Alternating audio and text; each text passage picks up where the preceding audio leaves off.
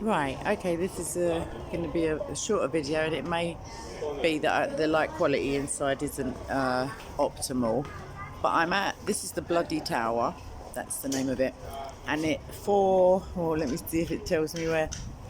Yes, after 1603, for 13 years, Sir Walter Raleigh, this was his residence, not by choice. He was a prisoner here. But I think, like, off and on, I've just been speaking to one of the yeomans, and he wasn't here for the entire 13-year stint, but at the end of it, he was executed, but not here, strangely, because obviously he needed, I guess, to be paraded through the streets, or some visible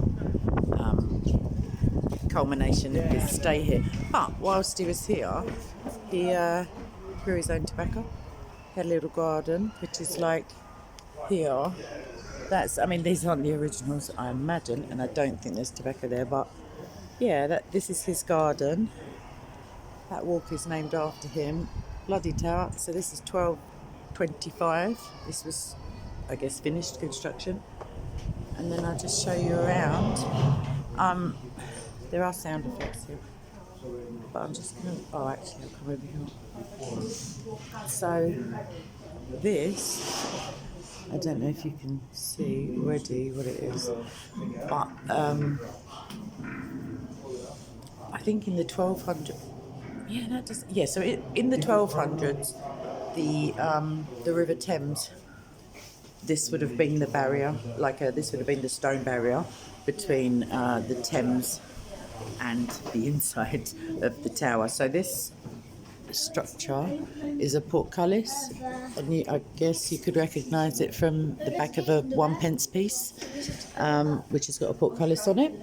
So it's just a pulley arrangement, and when lifted, when lowered, it would bar the way for any sea vessels or any people coming in from the river. So that's that.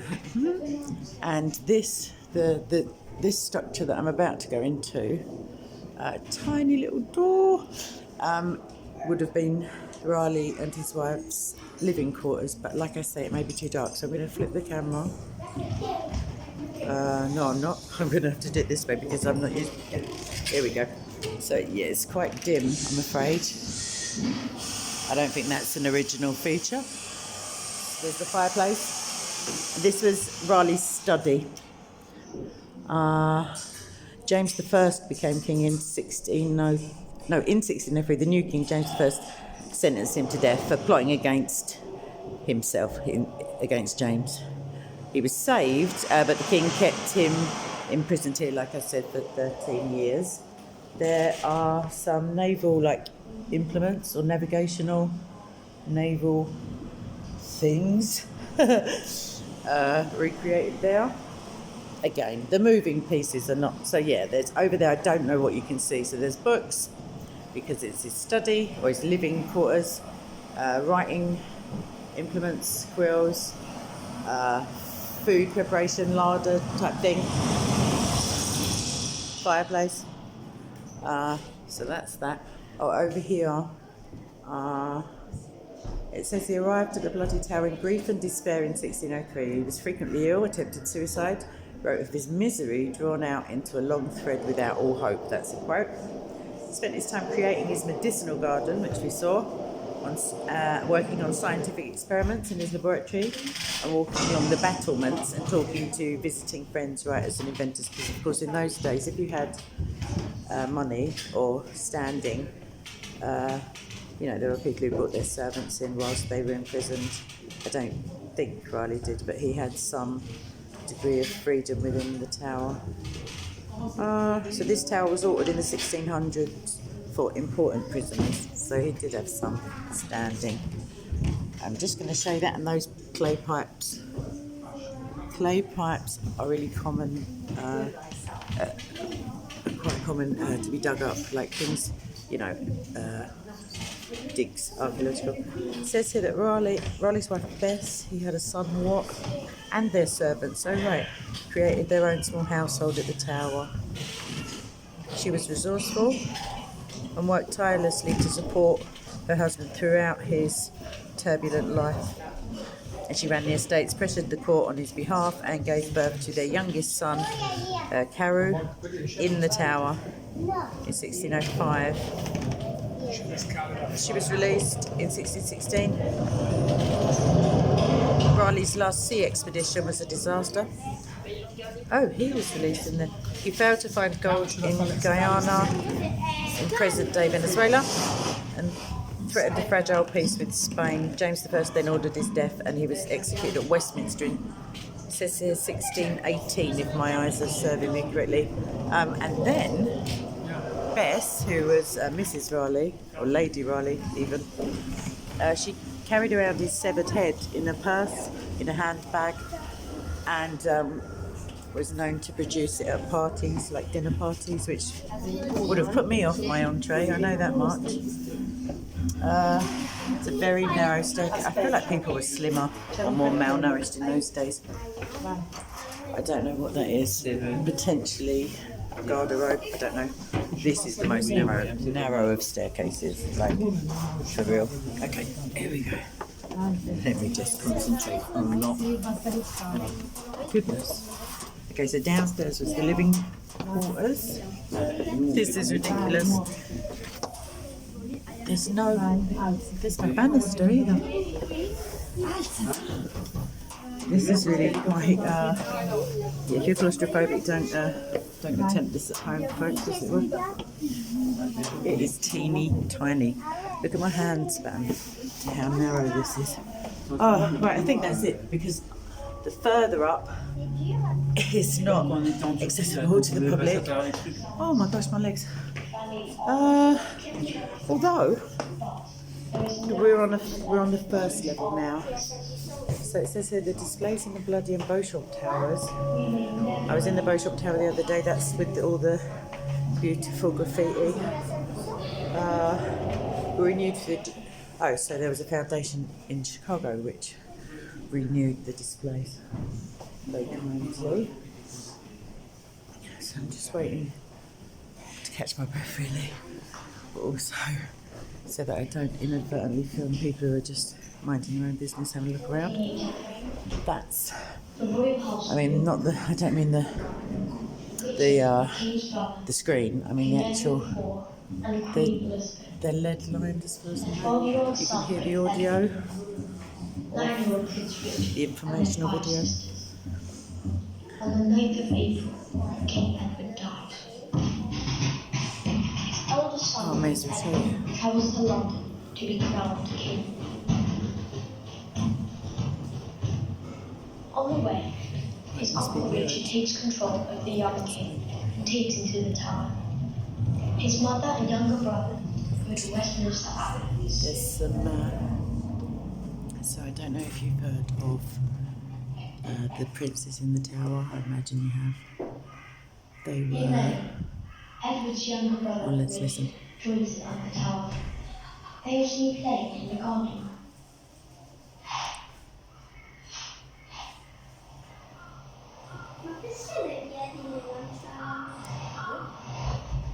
So they were... The eldest was too young to take on the monarchy.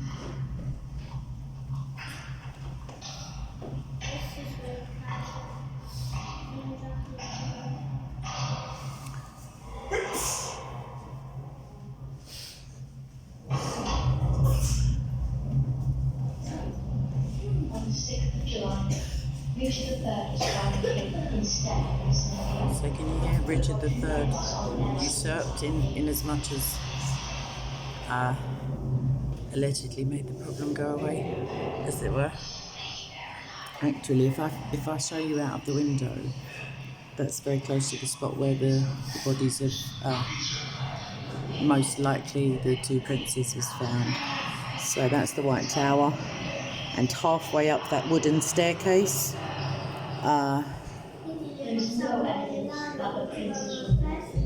is commemorative. It says there's no evidence. Bless them. King Richard III is challenged and is killed in the Battle of Parler. He really becomes the first human king, Henry VII. The new king was Elizabeth, his sister, and his princess. Henry the Seventh was a, The room is now I don't know how to put it politely, he was a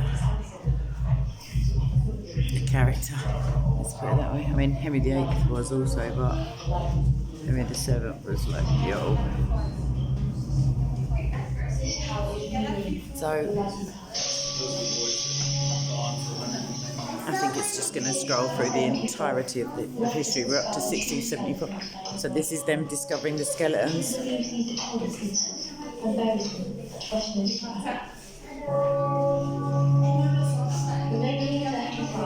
Medical experts examined the skeletons and found the origin of two children. That's proven. There is no So yeah. evidence these are the princes. Did they not just say there was in the last breath? What happened? Oh, we may know. We may just get over ourselves and say like, oh, that's a coincidence. The skeletons of two potential. Actually, now I think of it, I mean, one, they can do tests on bone to ascertain like your region of origin, where you grew up, what you ate, etc. Also, whether there's a familial connection. Richard, the king's brother, They've started again, yeah. So it's the War of the Roses, if you want to have a little look. So let's have a look. And their 5 sisters. 5 sisters. I don't know what happened to them. They just got overlooked by history. Oh, that's just, look at the graffiti. So this is just the other side of the door. I don't know. But I'm imagining that all of that is modern. Sadly. Like, for sure it is. Which is a real shame, because in the Beauchamp Tower, which I just mentioned earlier, the graffiti is like 500 years old, and it's beautiful. Yeah, so I could go back through there, but I feel like the audio is kind of, I mean, it's most likely obtainable online, or if not, you can just request me to go back.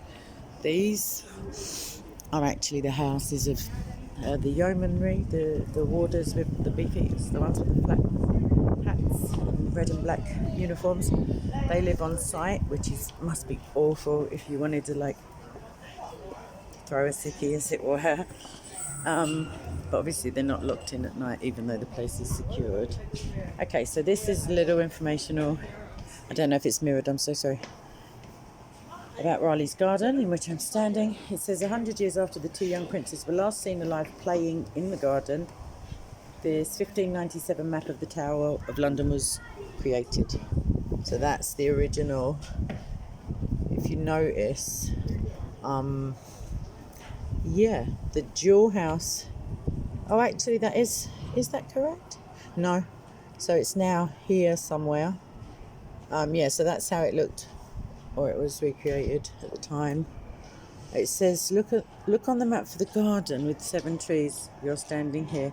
They couldn't put an arrow, but they did colour it. Hang on, 2, 4, 6. I was just double checking. That's where we are, peeps. But look at the surrounding area. There's like, I don't know, 30 buildings like illustrated there. It was fields and like pretty rural. I think there's a changing of a guard happening, or just the stomping of a guard. Hold up a seconder. Yes, here you go.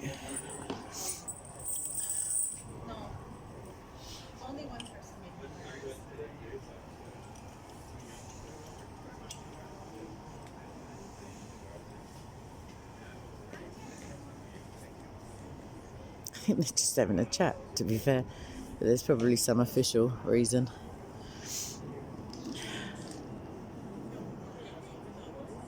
Love a little stamp. Must hurt your